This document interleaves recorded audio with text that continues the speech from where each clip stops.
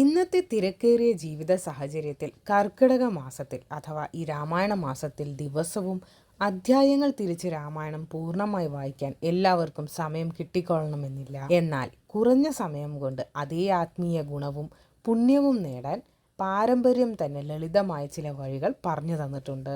4 വഴികളാണുള്ളത്. ഒന്നാമത്തേത് ഏകശ്ലോക രാമായണം ജപിക്കുക. രണ്ടാമത്തേത് പ്രധാന ഭാഗങ്ങൾ മാത്രം വായിക്കുക. മൂന്നാമത്തേത് വായനയ്ക്ക് പകരം ശ്രവണം. നാലാമത്തേത് കുടുംബാംഗങ്ങൾ ഒന്നിച്ച് ഭാഗിച്ചുള്ള വായന. ഓരോ പോയിന്റ്സും വിശദമായി പറയാം. നിങ്ങൾക്ക് 1 മിനിറ്റ് മാത്രമേ മാറ്റിവെക്കാനുള്ളൂ എങ്കിലും ഏകശ്ലോക രാമായണം ചൊല്ലാവുന്നതാണ്. ശ്രീരാമൻ്റെ വനവാസം മുതൽ രാവണവധവും അയോധ്യയിലേക്കുള്ള തിരിച്ചുവരവ് വരെയുള്ള സമ്പൂർണ്ണ രാമായണ കഥ ഈ ഒറ്റ ശ്ലോകത്തിൽ അടങ്ങിയിരിക്കുന്നു. ഇത് ദിവസവും 1-3 തവണ ഭക്തിയോടെ ജപിക്കുന്നത് സമ്പൂർണ്ണ രാമായണ പാരായണത്തിൻ്റെ ഫലം നൽകുന്നതാണ്. അഹല്യ സ്തുതി അല്ലെങ്കിൽ ശ്രീരാമ മംഗള ശ്ലോകം എന്നിവയും 2 മിനിറ്റിൽ താഴെ സമയം കൊണ്ട് ചൊല്ലിത്തീർക്കാവുന്ന മികച്ച ബദൽ മാർഗങ്ങളാണ്. സമയം അനുവദിക്കുന്നില്ലെങ്കിൽ പുസ്തകം ആദ്യ അവസാനം വായിച്ച് തീർക്കണം എന്ന് നിർബന്ധമില്ല. ഏറ്റവും പ്രാധാന്യമുള്ളതും പോസിറ്റീവ് ഊർജം നൽകുന്നതുമായ ചില ഭാഗങ്ങളുണ്ട്.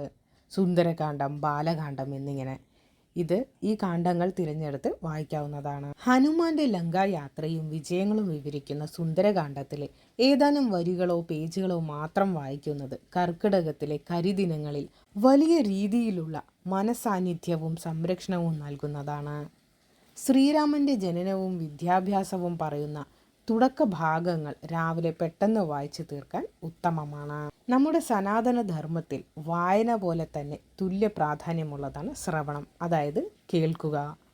യാത്രകളിലോ ജോലികൾക്കിടയിലോ രാവിലെ ജോലിക്ക് തയ്യാറെടുക്കുമ്പോഴോ പാചകം ചെയ്യുമ്പോഴോ വണ്ടി ഓടിക്കുമ്പോഴോ ആധ്യാത്മ രാമായണ പാരായണത്തിൻ്റെയോ അതിൻ്റെ ലളിതമായ പ്രഭാഷണങ്ങളുടെയോ ഓഡിയോ കേൾക്കാവുന്നതാണ്.